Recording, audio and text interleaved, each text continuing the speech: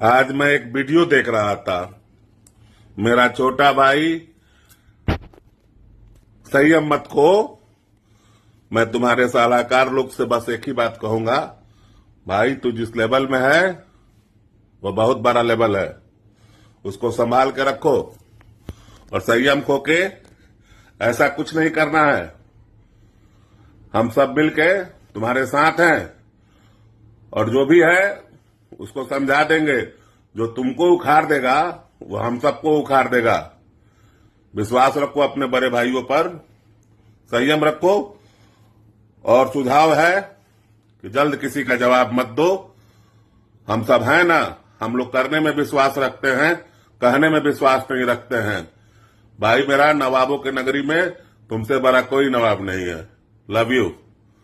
हम खुश रहो, आबाद रहो, मस्त रहो। आज मैं एक वीडियो देख रहा था। मेरा छोटा भाई संयम मत खो। मैं तुम्हारे सलाहकार लोग से बस एक ही बात कहूंगा, भाई तू जिस लेवल में है वो बहुत बड़ा लेवल है, उसको संभाल के रखो और संयम खो के ऐसा कुछ नहीं करना है। हम सब मिलके तुम्हारे साथ हैं और जो भी है उसको समझा देंगे। जो तुमको उखाड़ देगा वो हम सबको उखाड़ देगा। विश्वास रखो अपने बड़े भाइयों पर, संयम रखो और सुझाव है कि जल्द किसी का जवाब मत दो।